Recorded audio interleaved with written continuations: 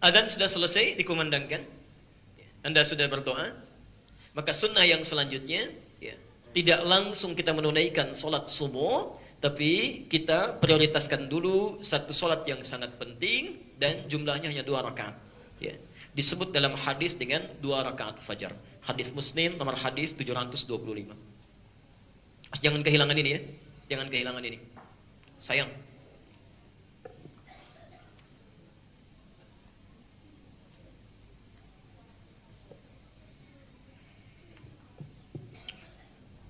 $5 miliar, Masya Allah. Banyak tidak?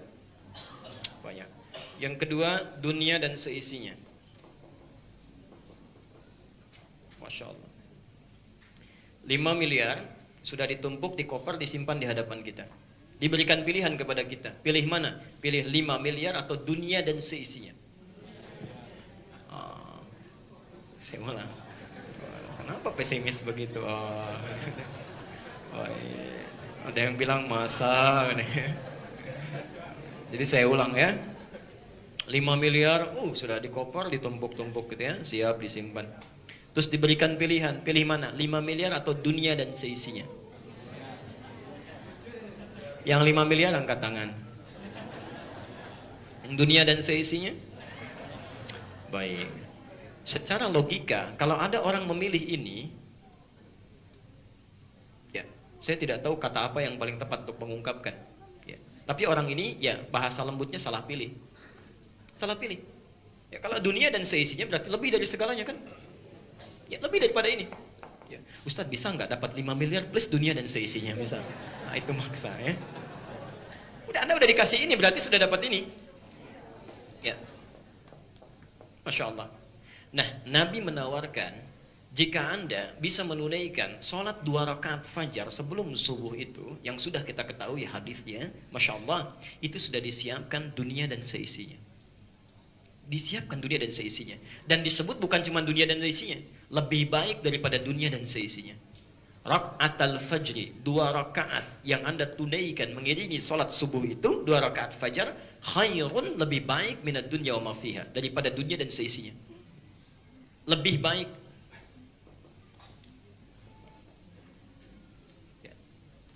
Nah, perhatikan kalimatnya. Kalimat ini, minad dunya, ada menggunakan min.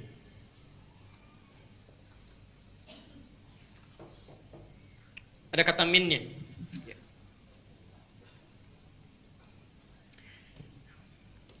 Min itu punya 2 arti dalam bahasa Arab. Agak pelan-pelan. Min, huruf min dalam bahasa Arab itu memiliki 2 arti, 2 makna. Satu, menunjukkan makna min at-tab'id. At-tab'id. Menunjuk makna sebagian. Sebagian. Jadi enggak keseluruhan, sebagiannya saja. Misal, surat yang paling favorit apa yang paling hafal? An-Nas misalnya ya, An-Nas. Enggak apa-apa. Qul a'udzu rabbin nas, malikin nas, ila min waswasil alladzi fi sudur. Ujungnya minal, ada minnya kan? Minal jinnati wan nas. Minal jinnati wan nas.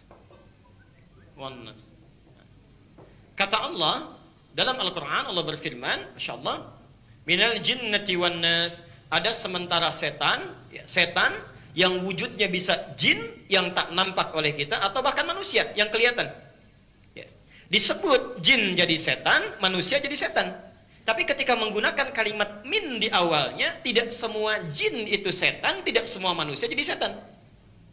Jelas ya? Nah, jadi min ini yang dimaksud min at-tab'id, menunjuk makna sebagian. At-tab'id, menunjuk makna sebagian. Pelan-pelan. Ada yang kedua disebut dengan min at-taqsim.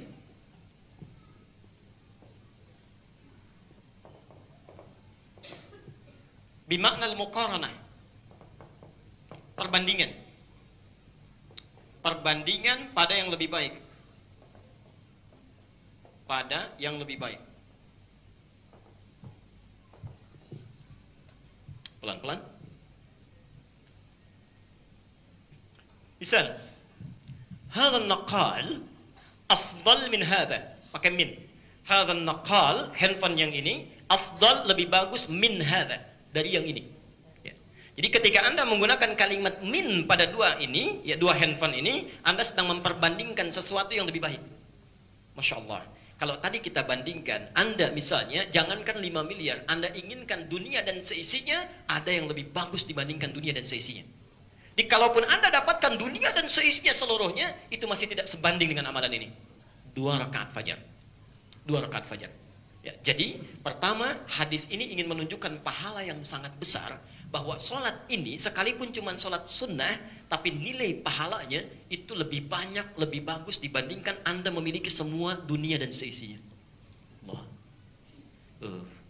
Anda yang punya misalnya zakat permai saja segini punya Anda misalnya, bisa pakai nggak? Silahkan tuh, mobil sedunia punya Anda, mobilnya aja itu, bisa pakai nggak? Capek itu hidupnya, capek ya. Jadi buat apa nyari-nyari dunia? Kumpulkan, sudah dikumpulkan meninggal, nggak dibawa lagi. Ya, Masya Allah, kumpulkan, pengen beli handphone, begitu dapat, Allah sudah kasih fungsi handphone untuk nelpon, ya sampaikan kabar, ketik SMS, pengen yang hebat, nabung, begitu dapat 5 juta mau beli handphone, di jalan meninggal dunia, belum dipakai lagi. Ya, Allah. Nah, Anda lakukan satu amalan ini lebih baik daripada. Jadi ini ingin menerangkan satu pahala. Jadi orang yang terbiasa menunaikan salat fajar, 2 rakaat fajar, artinya orang ini sudah mendapatkan bekal lebih daripada dunia dan seisinya untuk pulang. Dan ini akan dicari, hati-hati ya. Nanti saat hisab, insya Allah kita saksikan bersama, saat hisab di akhirat nanti, yang pertama dihisab amalan fardu, salat dulu. Kalau yang wajib-wajib sudah selesai, Anda kurang amalan, itu nanti akan dicari yang sunnah. Dicari yang sunnah. Nah, peluang ibadah sunnah terbaik yang banyak pahalanya, diantaranya ini. Ya. Jadi kalau Anda tidak pernah tertinggal salat fajar, itu sekali salat fajar lebih baik daripada dunia dan seisinya. 2 kali lebih baik daripada dunia dan seisinya. Ketika Anda diwafatkan, hilang amal wajibnya, fardunya selesai, dihisab tuntas kurang amalan, maka ini akan memberatkan mizan. Berat. Amalan sunnah lain barangkali sedikit naiknya. Begitu ini, Allah. Ya. Tingginya luar biasa. Jelas di sini? Baik. Jadi mohon maaf kalau besok dikasih kesempatan bangun, karena itu tidak tiap hari. Tidak tiap hari. Itu bergantung saat hidupnya kita. Ya, jadi besok Anda masih hidup, dapat. Besoknya belum tentu. Ya. Jadi begitu Anda punya kesempatan dibangunkan oleh Allah, segera rencanakan. Tidak boleh ketinggalan sholat 2 rakaat fajar. Jelas sampai sini?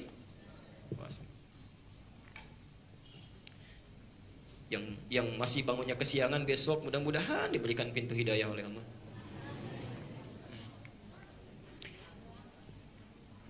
Dua, satu pahala.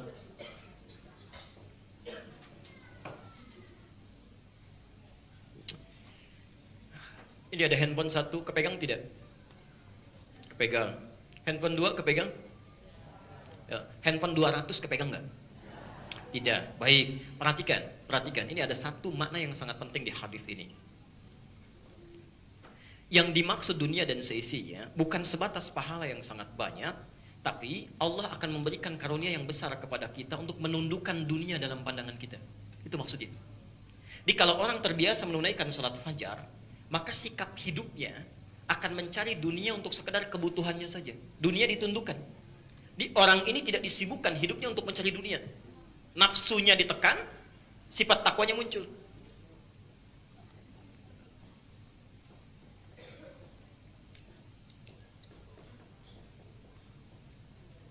Perhatikan.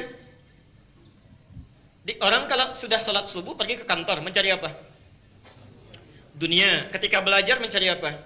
Dunia. Ketika bekerja mencari dunia. Umumnya begitu kan? Nah, ini ada orang yang dunia sudah didekatkan oleh Allah, ditundukkan. Semua yang ada di dunia ditundukkan pada dirinya.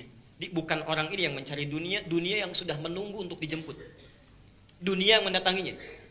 Karena itu sifat orang yang selalu menunaikan salat fajar, dunia dijadikan kecil pada dirinya dan mudah untuk diraihnya.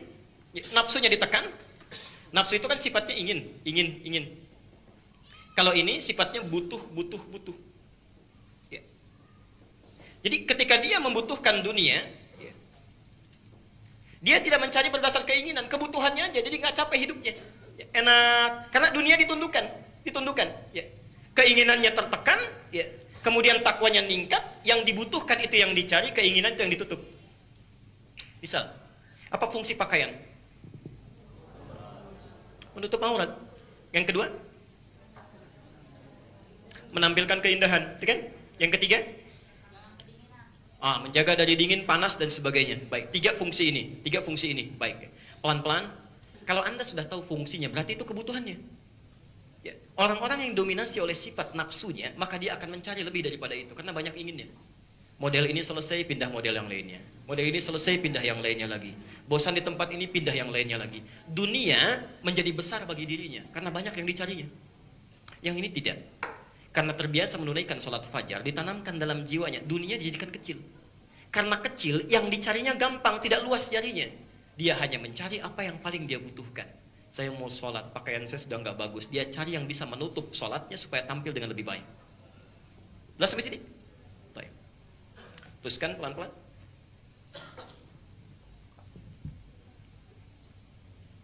Jadi pilih mana? Dunia dan seisinya atau uang 5 miliar? Alhamdulillah. Belum tentu itu. Jangankan 5 miliar, 500 ribu aja. Mungkin yang terakhir, DKM Masjid coba bikin 2 undangan terpisah ya. Untuk besok subuh, sebarkan hadis ini. Sebarkan SMS, sebarkan. Ya, dimanapun Anda, dimanapun. Ya, Anda yang datang dari mana saja, silakan ketik SMS, sebarkan, bikin undangan semi formal lah. Yang sholat subuh ya di masjid kami, insya Allah kalau menunaikan dengan 2 rakaat subuhnya, masing-masing insya Allah akan mendapatkan dunia dan seisinya. Nanti cek berapa yang datang. Ya. Hari kedua, Anda SMS lagi. Yang sholat subuh di masjid kami, Alisan misalnya bikin, insya Allah masing-masing dapat 500 ribu. Baik ya. Adzan subuh 4.18, kira-kira datang jam berapa tuh? Yang pertama. Baik ya, Anda bisa nilai sendiri itu. Baik. Yuk, saya agak cepat. Ditunaikan di rumah sunnahnya. Saya ulangi karena kita belajar sunnah ya, Maka 2 rakaat fajar ini sedapat mungkin tunaikan di rumah. Bukan di masjid. Tunaikan di rumah. Tapi Anda mesti beri catatan bila rumahnya dekat dengan masjid. Ya, saya ulang ya, bila rumahnya dekat dengan masjid. Karena seringkali ada orang yang baca hadisnya tidak sampai tuntas. Nggak sampai tuntas. Misal, hadis pertama di Al-Bukhari nomor hadis 731. Kita lihat, ini sering sekali marak disampaikan. Afdalu salatil mar'i fi baitihi ilal maktubah. Ya. Sebaik-baiknya salat seseorang tunaikan di rumahnya kecuali salat fardu. Ya. Pernah dengar hadis ini? Baik. Tapi Anda jangan sampai lupa, Nabi sendiri memberi keterangan, wa baiti huna, dan rumahku ada di sini. Baik, rumah Nabi ada di mana? Di masjid. Di masjid. Masya Allah. Ya. Jadi Rasulullah itu kenapa banyak menunaikan salat sunnahnya di rumahnya, dari mulai tahajudnya, qiyamnya, salat-salat rawatibnya, mutlaknya, bisa dikerjakan di rumah, beliau kerjakan di rumah, karena memang rumahnya dekat dengan masjid. Artinya, bila rumah Anda dekat dengan masjid, maka yang terbaik 2 rakaat fajarnya jangan tunaikan di masjid, tunaikan di rumah. Ya, jelas sampai sini? Tapi bila rumah Anda sekiranya jauh dari masjid, jangan maksa di rumah, tunaikan di masjid. Ya, kalau ingin subuhan di masjid, ya. Misal Anda dari Lebak Bulus misalnya, mau datang ke sini, ya, Allah. Ada kancing yang di Al-Ihsan subuh, saya mau kejar ke sana. Sunnah nabinya salat 2 rakaat fajar di rumah. Salat dulu di rumah. Nyampe sini jam berapa datangnya? Kita ketinggalan segalanya gitu ya. Nah, jelas sampai sini? Nah, jadi jangan jadi perdebatan lagi ya.